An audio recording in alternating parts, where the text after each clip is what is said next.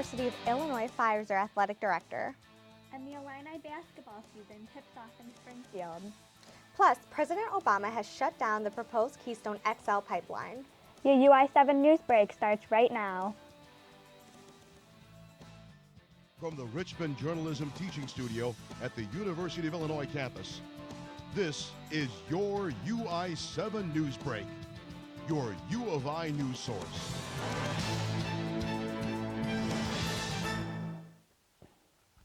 Hello, welcome to UI7 NEWSBREAK. I'm Alejandra Pena. And I'm Shannon Kelly.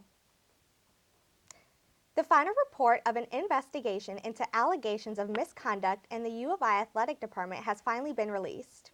And as a result, the Division of Intercollegiate Athletics has made a change in leadership.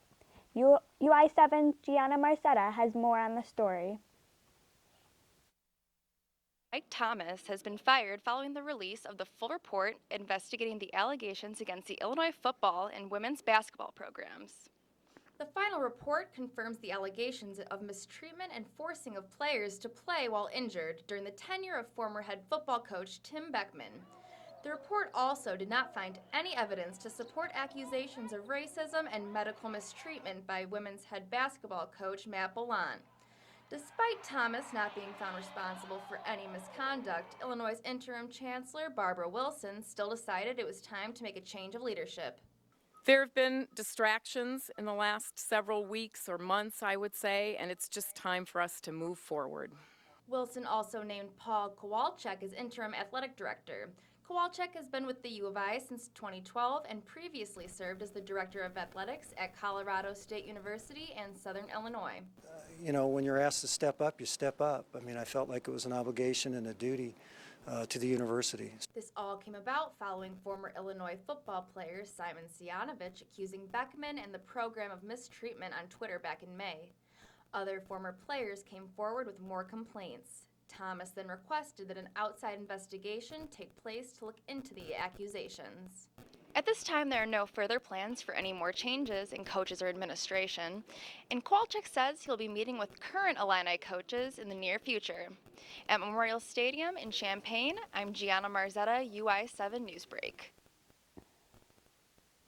The State Farm Center is finishing up this round of renovation in preparation for basketball season. Every single seat in the stadium is now new. Retractable floor seating will create an additional 3,000 square feet for concerts and other events.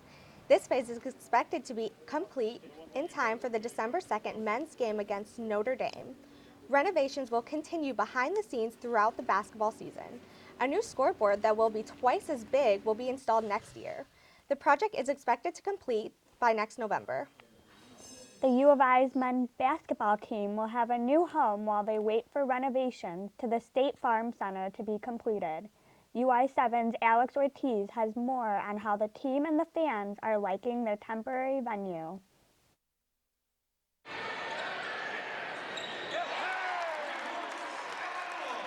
For the first month of this basketball season, Springfield-based Illini fans will be treated to seeing their favorite team come to town. For longtime fans and Springfield natives like Donna McNeely, the opportunity is especially exciting. Her and her husband have been season ticket holders for 25 years. I thought it was great. We could go and we didn't have to drive 100 miles. The Prairie Capital Convention Center in Springfield will be the site of the Illini's first 4 regular season home games. The team will return to the State Farm Center once renovations are completed in December. This means the team, the band, the Orange Crush, and even the actual hardwood for Lou Henson Court have to make the over 80-mile trip on Interstate 72. Now, without an actual home game to start this season, John Gross and company will have to take a different mindset to help prepare themselves for the first stretch of their schedule. In terms of the actual format of travel and when we get there and when we eat and when we stay, what time we, how long we stay, all that's based on almost like a road game, to be quite honest. Still, the state capitol is welcoming the Illini with open arms. They have even dubbed the 4-contest series as the Capital Games. The team's effort to attract fans from across the state has generated real excitement for this season, even despite the logistical challenges on and off the court. I think they're going to do pretty good. Even though we've had some hurt ones, I think Gross will come through and we'll do pretty good. It seems like no matter where the team goes, Illini fans will be sure to follow. In Springfield, I'm Alex Ortiz, UI7 NEWSBREAK. This year will bring a number of challenges for head coach John Gross and company. They don't have a true home game until December 2nd, and the team is dealing with a number of injuries. Illinois finished last year with a 19-14 record. They're looking this year to make the NCAA tournament for the first time since 2013. Key injuries to veterans Kendrick Nunn and LaRon Black means some of the younger Illini will need to step into larger roles earlier than expected. Junior Malcolm Hill is trying to help his newer teammates start strong this season. The team opens its season this Friday against North Florida at 7 p.m. and then will face North Dakota State on Sunday at 2. The Illini's women's basketball team is also set to start this year after a difficult off-season. Head coach Matt Bowen's team lost 7 players from last year to either transfer or graduation. After allegations of abuse, medical mistreatment, and systemic racism arose back in April, an independent investigation found no wrongdoing. However, the team is still dealing with the loss of former assistant coach Mike Divilbus with the 7 players who filed the suit. Now, Balan and company want to put the difficulty of last season behind them. For now, we're just focusing on basketball. We're thankful to be playing basketball and moving forward, and thankful for 11 players that are excited to be here and want to get better, and so that's really good. The Illini will play their first 4 home games at Parkland College in Champaign. Their first test will be against Chicago State on Friday. Tip-off is set for 7 p.m. Coming up next, University of Missouri's president resigns amidst controversy. And a local veteran is helping other veterans adjust to campus life.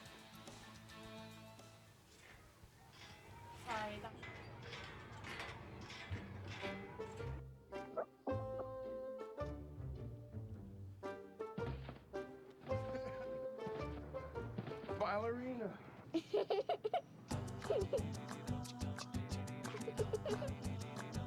Sometimes all it takes to be a dad is remembering how to be a kid again. Take time to be a dad today.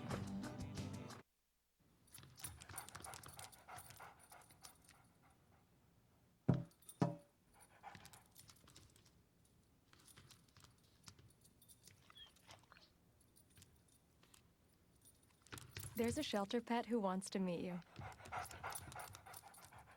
Meet one today. Visit theshelterpetproject.org. Adopt. Race relations protests on the University of Missouri campus have forced a head administrator to resign. UI7's Claire Lavezzorio has more on the story.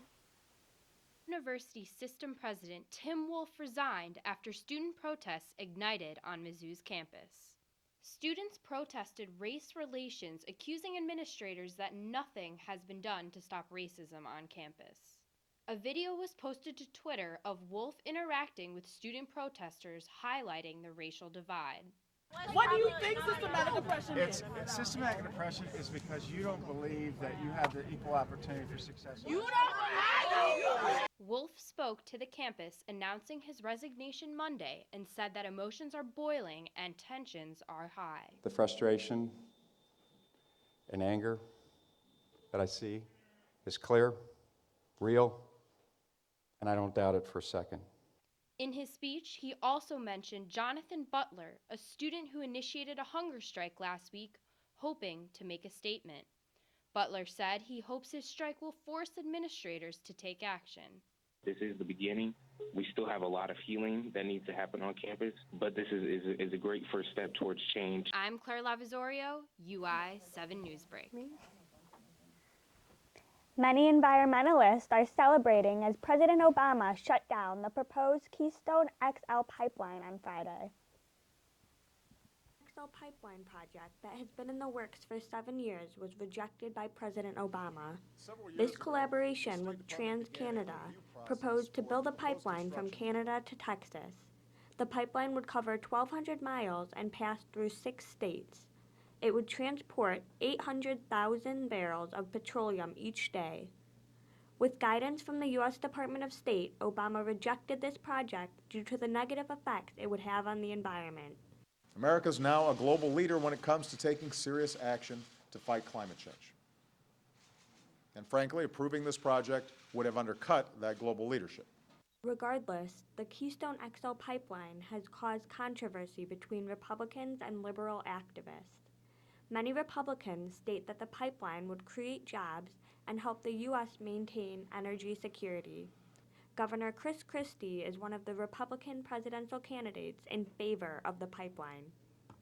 If I'm President of the United States, if the folks are still interested in doing it, we'll build it. While the pipeline would require around 4,000 people to build, these workers would only be needed for 1 year. The pipeline would create approximately 35 full-time positions. Pipeline would not make a meaningful long-term contribution to our economy.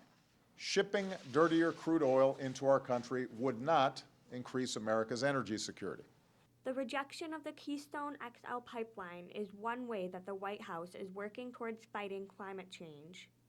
As Obama is nearing the end of his presidency, new Democratic candidates plan to continue this trend. Our only planet is in danger, and we need bold and aggressive action to transform our energy system away from fossil fuel to energy efficiency and sustainable energy.